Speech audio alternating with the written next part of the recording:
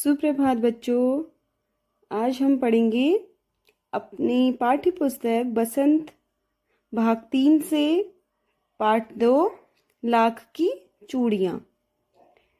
इसके लेखक हैं श्री कामतानाथ जी। आइए इस कहानी की शुरुआत करते हैं, जो कि किसके बारे में है? चूड़ियों के बारे में। और ये चूड़ियाँ जो हैं किसकी बनी है? यह बनी है लाख की। अब लाख होता क्या है?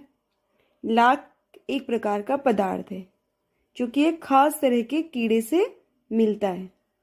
जैसे रेशम जो है वो रेशम के कीड़े से मिलता है, वैसे यह भी एक प्रकार के कीड़े से मिलता है और इससे बहुत सी चीज़ें बनाई जाती हैं जो कि हमारे बहुत काम आती है। तो आइए इस कहानी को शुरू करते हैं जो लाख की चूड़ियों के बारे में है। यह जो कहानी है यह लेखक के नैनीहाल की बात है। वहां पर एक मनिहार रहता था। मनिहार मतलब होता है जो चूड़ी बनाता है, और जिसका नाम है बदलू। तो आइए शुरू करते हैं। सारे गांव में बदलू मुझे सबसे अच्छा आदमी लगता था, क्योंकि वह मुझे सुंदर सुंदर लाख की गोलियां बनाकर देता था। मुझे अपने मामा के गांव जाने का सबसे बड़ा चाव यही था कि जब मैं वहां से लौटता था तो मेरे पास ढेर सारी गोलियां होती, रंग बिरंगी गोलियां, जो किसी भी बच्चे का मन मोह ले। जो लेखक हैं उन्हें जो बदलू है वो इसलिए अच्छा लगता था क्योंकि वो उन्हें लाख की गोलियों के गोले बनाकर छोटे छोटे वो लेखक को दिया करता था। इसलिए उन्हें अपने नैनीहाल में सबसे अच्छा बदलू लगता था। वैसे तो मेरे मामा के गांव का होने के कारण मुझे बदलू को बदलू मामा कहना चाहिए था, परंतु मैं उसे बदलू मामा न कहकर बदलू काका कहा करता था, जैसा कि गांव के सभी बच्चे उसे कहा करते थे। बदलू का मकान कुछ ऊंचे पर बना था। मकान के सामने बड़ा सा सहन था। सहन का मतलब होता है आंगन, जिसमें एक पुराना नीम का वृक्ष था।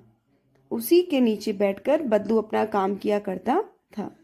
बगल में भट्टी दहकती रहती, जिसमें वो लाख पिघलाया करता।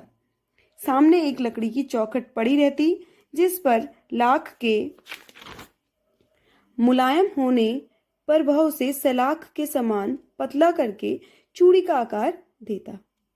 पास में 4-6 विभिन्न प्रकार की बेलन नुमा मुंगेरियां रखी रहती। अब बेलन नुमा मतलब बेलन के आकार की, मुंगेरिया मतलब होता है एक मुठियादार लकड़ी होती है जो ठोकने पीटने के काम आती है। आगे से कुछ पतली और पीछे से मोटी होती है। लाख की चूड़ी का आकार देकर वह उन्हें मुंगेरियों पर चढ़ाकर गोल और चिकना बनाता, और तब एक एक कर पूरे हाथ की चूड़ियां बना चुकने के पश्चात मतलब बाद में चूड़ियां बना चुकने के पश्चात वह उन पर रंग करता।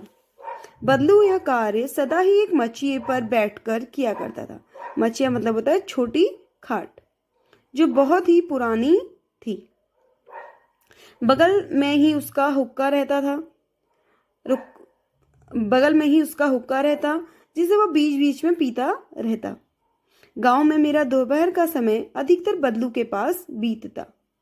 वह मुझे लला कहा करता और मेरे पहुंचते ही मेरे लिए तुरंत एक मचिया मंगा देता। मैं घंटों बैठे बैठे उसे इस प्रकार चूड़ियां बनाते देखता रहता। लगभग रोज ही वह 4-6 जोड़े चूड़ियां बनाता। पूरा जोड़ा बना लेने पर वह उसे बेलन पर चढ़ाकर कुछ क्षण चुपचाप देखता रहता, मानो वह बेलन न होकर किसी नववधू की कलाई हो। मतलब वह जो बदलू था वो अपने काम में इतना मगन हो जाता कि उसे जो बेलन लगता था वो भी एक नववधू के हाथ की तरह लगता था। बदलू मनिहार था। मनिहार मैंने आपको बताया जो चूड़ी बनाने वाला होता है। चूड़ियां बनाना उसका पैतृक पेशा था। पैतृक मतलब जो हमें पूर्वजों से प्राप्त होता है या अपने पिता से। तो यह जो पेशा था, जो यह उसका कार्य था, व्यवसाय था, यह उस पूर्वजों से चला हुआ आ रहा था। और वास्तव में वह बहुत ही सुंदर चूड़ियां बनाता था। उसकी बनाई हुई चूड़ियों की खपत भी बहुत थी। उस गांव में तो सभी स्त्रियां उसकी बनाई हुई चूड़ियां ही पहनती थी। आसपास के गांव के लोग भी उससे चूड़ियां ले जाते थे, परंतु वह कभी भी चूड़ियों को पैसों से न बेचता था। मतलब वो चूड़ी जो बेचता था उसमें वो पैसे नहीं लेता था।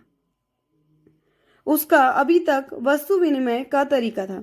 वस्तु विनिमय मतलब होता है वस्तु के बदले वस्तु। मतलब उसको लोग वस्तु देते थे और वो वस्तु के बदले उन्हें चूड़ियां देता था, और लोग अनाज के बदले उससे चूड़ियां ले जाते थे। अब मतलब जिस पे वस्तु है वो वस्तु देगा, और जिस पे नहीं है तो वो अनाज देकर उससे चूड़ियां ले जाते थे। बदलू स्वभाव से बहुत सीधा था। मैंने कभी भी उससे किसी से झगड़ते नहीं देखा। हाँ, शादी विवाह के अवसरों पर वह अवश्य जिद पकड़ जाता था। जीवन भर चाहे कोई उससे मुफ्त चूड़ियां ले जाए, परंतु विवाह के अवसर पर वह सारी कसर निकाल लेता था। मतलब वो हमेशा मुफ्त में, मतलब फ्री में, बिना पैसे के वो चूड़ियां देता था। लेकिन जब शादी होती थी किसी की तो उस वक्त वो सारी कसर निकाल लेता था। सारी कसर निकाल लेता था मतलब कि वो उनसे उस वक्त बहुत सारी चीजें लेता था। आखिर सुहाग के जोड़े का महत्व ही और होता है। मुझे याद है मेरे मामा के यहाँ किसी लड़की के विवाह पर जरा सी किसी बात पर बिगड़ गया था, और फिर उसको मनाने में लोहे लग गए थे। लोहे लग गए थे मतलब उसको मनाने में बहुत मेहनत या बहुत उन्हें परेशानी हुई और बहुत मुश्किल से वो माना था। विवाह में इसी जोड़े का मूल्य इतना बढ़ जाता था कि उसके लिए उसकी घरवाली को सारे वस्त्र मिलते, ढेरों अनाज मिलता, उसको अपने लिए पगड़ी मिलती, और रुपये जो मिलते सो अलग। मतलब जब विवाह होता था उस वक्त उसको पैसे भी मिलते थे और सामान भी बहुत सारा मिलता था।